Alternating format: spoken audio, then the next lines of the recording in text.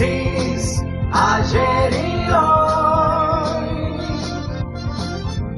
aprendiendo del pasado, de Francis, ayer y hoy. Richard Wagner nunca imaginó que por primera vez en el mundo una transmisión radial iba a poner en contacto con una creación suya, justamente con Perceval, lo que iba a ser la primera transmisión de exteriores de todo el mundo efectuada en Buenos Aires un día como hoy de hace unos cuantos años. Era 1920. El que habla, que tiene más de 50 años en el uso de las radios, que ha tenido la suerte de que del otro lado lo escuchen y que también hemos sido promotores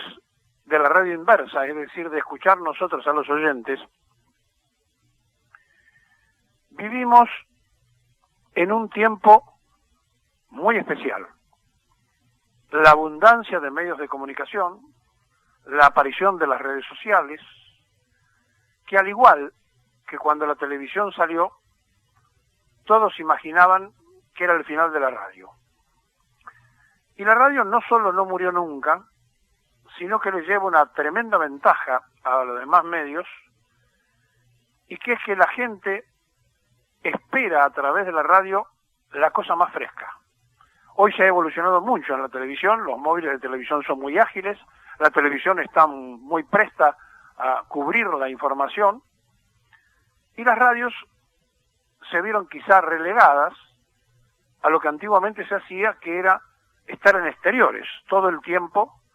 la radio se diferenciaba del resto de los medios porque cubría lo que pasaba afuera. Por eso el deporte sigue siendo hasta el día de hoy un secreto en cuanto a la audiencia cautiva que tiene en las radios. Porque la radio es profundamente imaginación. Y la imaginación hace que el ser humano ejerza un esfuerzo de ubicación, y el que está escuchando un partido de fútbol se imagina el estadio, se imagina en qué parte del campo de juego se está jugando sin darse cuenta, y su psiquis se predispone y se prepara para transportarse como si se metiera dentro del receptor.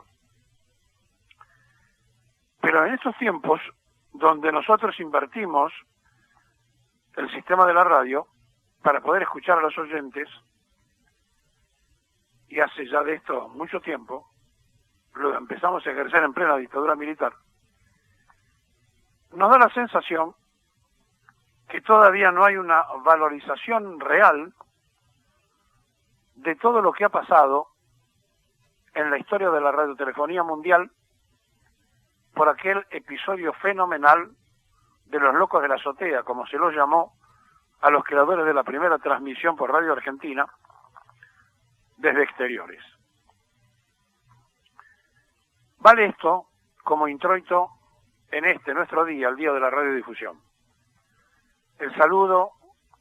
a tantos trabajadores y trabajadoras que en todo el ámbito del país se ganan la vida trabajando en este medio,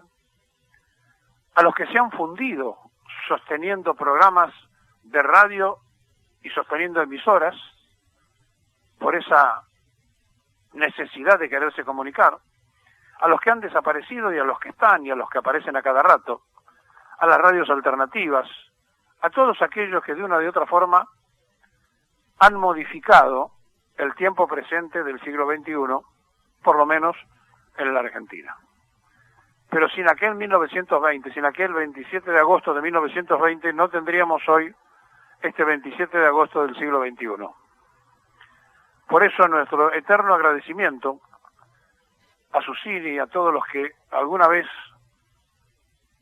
se les ocurrió la idea de trasladar la voz humana a través del éter, como se decía antiguamente, y producir ese tremendo milagro de la imaginación. Pero fíjense ustedes que no alcanzan las palabras para explicar lo que significa una radio, porque es la compañía de los que están presos, de los que están enfermos, de los que están solos, porque es el entretenimiento de los que siguen algún número, de los que esperan algún resultado, de los que escuchan alguna carrera, porque es la información de los que esperan la noticia, porque es también el deleite de los que les gusta la música, porque la radio informa, entretiene, ocupa y también preocupa,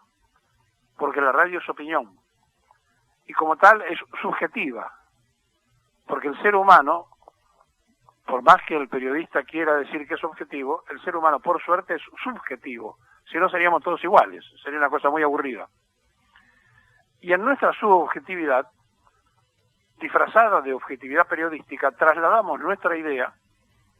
y a veces la damos como verdad revelada y la gente la asume, la toma, porque lo escuchó por radio, y en el caso de los periodistas o porque lo leyó, o porque lo vio por televisión, y ahora hasta lo dan como verdad revelada, a pesar de que hay una enorme cantidad de mentiras y de noticias falsas, a las redes sociales. Es decir, el ser humano no puede vivir desinformado. Y como no puede vivir desinformado, apela a todos los mecanismos. Pero ¿qué sería de nosotros, de quienes hemos tenido la suerte de poder vivir de este trabajo, porque lo quisimos hacer y porque es nuestra profesión, y porque además todas estas capacidades que se tienen que mostrar para poder estar frente a un micrófono han sido reemplazadas por una enorme cantidad de mujeres y de hombres que haciendo distintas funciones cumplen horas y horas de entretenimiento. Los locutores, los técnicos, los operadores, las locutoras, las técnicas, las operadoras, porque también los hay mujeres, las periodistas, los periodistas, las productores, los productores, y cada uno de los trabajadores que están escondidos y que son imaginados cuando se prende una luz y un micrófono traslada palabras para que del otro lado lo estén recibiendo millones de personas. Por eso, en este día de la radiodifusión, nosotros queremos privilegiar este hecho de poder permitirles a ustedes que se expresen con absoluta libertad, sin que a veces valoren del otro lado la oportunidad que se les da, sin que tengan dimensión a veces de lo que cuesta un minuto de radio, que el oyente no paga, sino que simplemente consume, y que además, a veces, y por lo general, mal utilizan la opción que se le da para poder expresar y para poder aportar cosas para que a todos nos haga mejor. Muchos llaman para escucharse ellos, otros llaman para dejar sus ideas, otros porque creen que denunciando en un programa de radio está cumplida su tarea de vida. Pero todo esto no existía, todo esto empezó a existir porque a nosotros se nos ocurrió abrir los micrófonos para que se puedan expresar. Y como no es un derecho del oyente, sino que es un derecho que le otorga el periodista, que de este lado lo da, a nosotros nos hace sentir muy bien, porque la voz del pueblo para nosotros es la voz de Dios, y porque no importa cómo piense el que llame, no importa lo que diga el que llame, no importa lo que a veces uno deba soportar en función de darles la opción para que se expresen, siempre es mejor soportar cualquier cosa a tener un pueblo oprimido que no se puede explicar ni se puede expresar. ¿Y saben por qué lo podemos decir? Porque a nosotros, desde jóvenes,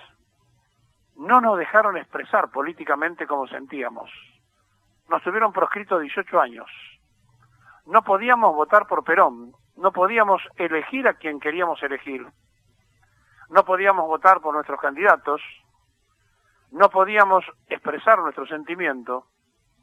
Y entonces, cuando uno tiene la oportunidad de estar del lado donde se puede determinar si se abre un micrófono, dijimos un día que había que permitir que se expresara el pueblo oprimido, suspendido, simplemente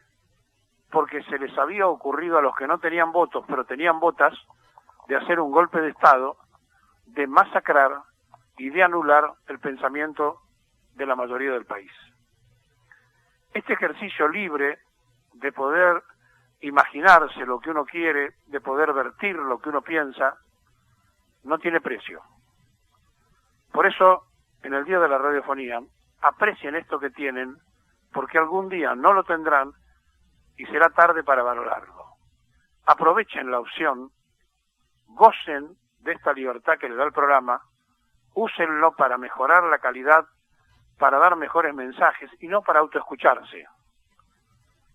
De la misma forma que nosotros, que somos